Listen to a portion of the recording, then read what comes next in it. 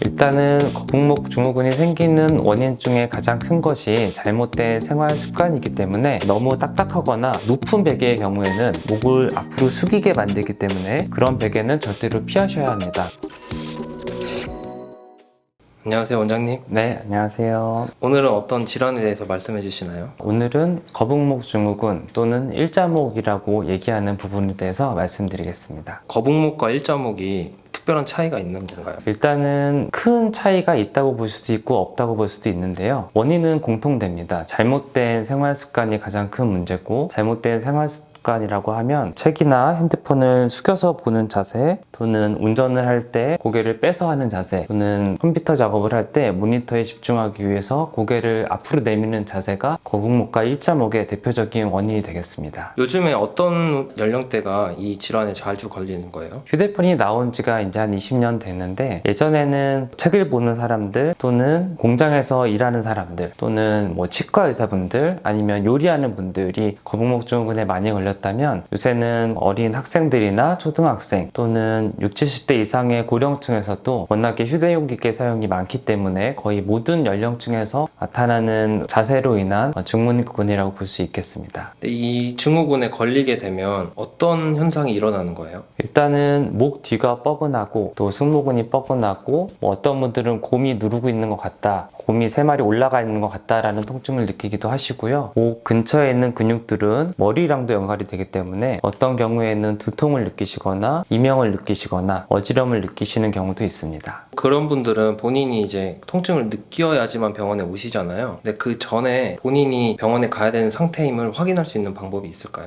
대표적인 방법으로 목 주변이 좀 뻐근해지는 건데요. 목 뒤에 있는 근육, 주변에 있는 근육을 눌러봤을 때 많이 아프거나 뭉친 부위가 있다면 내가 목을 잘못 사용하고 있다는 의미가 되기도 하고요. 목을 굽히거나 숙이거나 회전했을 때 범위가 제한이 걸리거나 한쪽으로 움직이는 게 더 어렵다면 거북목 증후군을 의심해 볼 수 있겠습니다. 그러면 거북목 증후군에 걸리면 어떤 치료 방법이 있을까요? 일단은 거북목 증후군이 생기는 원인 중에 가장 큰 것이 잘못된 생활 습관이기 때문에 본인이 평소에 어떤 습관을 하고 있는지 인지하고 그것을 고치려는 노력이 필요합니다. 근데 우리 몸이라는 것은 항상 변화된 상태에 적응을 하기 때문에 내가 거북목 증후군에 걸리는 상태가 익숙해지면 이 상태 자체가 너무 편안해져서 오히려 바로잡는 자세를 어색해하거나 불편해할 수 있습니다. 그래서 혼자 이거를 치료하는 것은 쉽지 않은 일입니다. 그 생활 습관을 좀 개선할 수 있는 방법이나 집에서 조금 운동해 볼 수 있는 방법들이 있을까요? 일단은 거북목 상태에 이르게 되면 뒷목 근육들과 머리 주변 근육들, 또 목과 어깨를 이어주는 근육들이 많이 뭉치게 되는데요. 근육 뭉침을 푸는 간단한 마사지들을 시행해 보시는 건 도움이 됩니다. 어떤 운동들이 있는지 소개시켜 줄 수 있을까요? 손을 이용해서 할 수 있는 동작들이 있는데요. 목이나 귀 뒤에 있는 근육들을 마사지해 볼 수 있고, 또 가장 편하게 할 수 있는 방법은 운전을 하거나 컴퓨터 작업을 할 때 손을 뒤에 대셔서 손에 목을 기대는 식으로 천장에 몰딩을 바라보듯이 하시면 10초 정도만 이렇게 하고 계셔도 목 뒤에 있는 근육의 긴장이 풀리게 됩니다. 그 다음에 목 근육 마사지를 해주시고, 또 거북목 자세는 등이 뻣뻣해지고 어깨가 둥글게 말리는 라운드 숄더랑도 동반되기 때문에 팔을 움직이고 등을 펴는 운동을 하시면 도움이 됩니다. 제가 환자분들한테 YTW 운동이라고 해서 많이 알려드리는데요.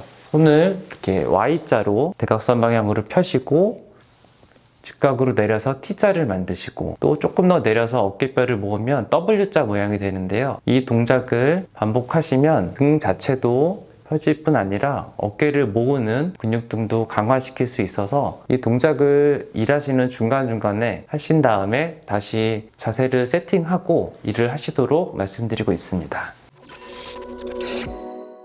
그리고 제가 뭐 인터넷으로 본 건데 베개도 좀 중요하다고 들은 게 있거든요. 네네. 그게 중요한가요? 저는 의자를 설명할 때도 마찬가지인데, 가장 좋은 베개랑 가장 좋은 의자는 없지만 누구한테나 나쁜 의자, 누구한테나 해로울 수 있는 베개는 있다고 말씀드립니다. 누구나 목의 모양이나 체형이 다르기 때문에 어떤 사람에게나 좋은 베개는 있을 수 없고요. 근데 기본적으로 갖춰야 될 베개의 요건은 내 등과 목 사이에 있는 볼록한 공간을 채우고 목 뒤를 적당한 높이로 베개로 지지할 수 있는 높이의 베개가 좋습니다. 바로 누운 자세에서는 이 공간을 채울 수 있는 베개가 좋고요. 너무 딱딱하거나 높은 베개의 경우에는 목을 앞으로 숙이게 만들기 때문에 그런 베개는 절대로 피하셔야 합니다. 또 옆으로 누워서 자는 습관이 있는 분들은 어깨와 목 사이, 머리 사이의 공간은 조금 더 넓습니다. 그래서 같은 높이의 베개를 베고 바로 누운 자세와 옆으로 누운 자세를 하면 옆으로 누운 자세에서는 목이 이렇게 꺾이게 되는데요. 그거를 방지하기 위해서 기능적으로 가운데는 온폭하고 옆에는 좀 올라간 형태의 베개를 저는 추천드리고요. 저도 옆으로 자는 습관이 있기 때문에 베개의 높은 부분을 옆으로 베고 자고 있습니다. 근데 아까 누구에게나 좋은 베개는 없지만 누구에게나 안 좋은 베개라고 말씀을 하셨는데 네네. 호텔 가면은 그 되게 높고 푹신한 베개 있잖아요. 네네. 그런 게 이제 안 좋은 베개라고 알 수 있을까요? 아닙니다. 호텔에 가면 굉장히 좋은 거위털을 쓴 베개가 있고요. 굉장히 좋은 거위털의 경우에는 누웠을 때 내 체중을 알맞게 분산시켜주는 기능이 있습니다. 그래서 호텔에 가서 주무실 때는 보통은 평소보다 더 편안하게 숙면을 취하시는 경우가 있고요. 근데 그렇다고 하더라도 쿠션을 너무 많이 덧대서 누웠을 때 고개가 굽혀지는 자세가 되면 그것은 안 좋은 것입니다. 그러니까 같은 베개라 하더라도 어떤 식으로 사용하냐에 따라 그것이 안 좋은 베개도 될 수 있습니다. 근데 병원에 이제 가면은 MRI를 찍거나 뭐 주사 치료를 해야 된다 네. 뭐 이런 얘기를 듣는데요. 비용적인 부분이 있기 때문에 네. 꼭 그렇게 안 받고 치료할 수 있는 방법이 없을까요? 그러니까 저희가 만약에 다이어트를 한다 그러면 다이어트를 하는데 도움을 주는 여러 가지 요소가 있을 텐데 식이 습관도 있고 수면도 있고 운동도 있고 또 어떤 다이어트에 도움을 주는 약이나 주사제도 요새 많습니다. 근데 그 중에 하나만 갖고 저희가 치료를 하려고 하거나 아니면 어떤 손쉬운 방법에 너무 의존해서 다이어트를 하려고 그러면 실패하기 쉬운 것처럼 목 건강에서 가장 중요한 건 평소의 생활 습관이고요. 그리고 평소의 생활 습관의 결과로 목 자세가 틀어지면서 그것이 계속되다 보니까 근육이나 관절, 어떤 경우에는 디스크에 통증이 생겨서 그것이 증상으로 나타나서 병원에 오는 것입니다. 그래서 병원에 오실 때는 증상을 완화시키는 게 첫 번째 목적이기 때문에 약을 드리거나 주사를 하는 경우가 많고요. 근데 그게 당연히 우선시 되거나 가장 중요한 치료는 아닙니다. 가장 근본이 되는 거는 내 생활 습관이었기 때문에 내 생활을 교정하는 노력을 전혀 하지 않거나 목에 안 좋은 동작들을 반복한다면 아무리 병원에서 좋은 치료를 받더라도 해결이 되기 어렵거나 효과가 짧게 끝나서 재발하는 경우가 많습니다.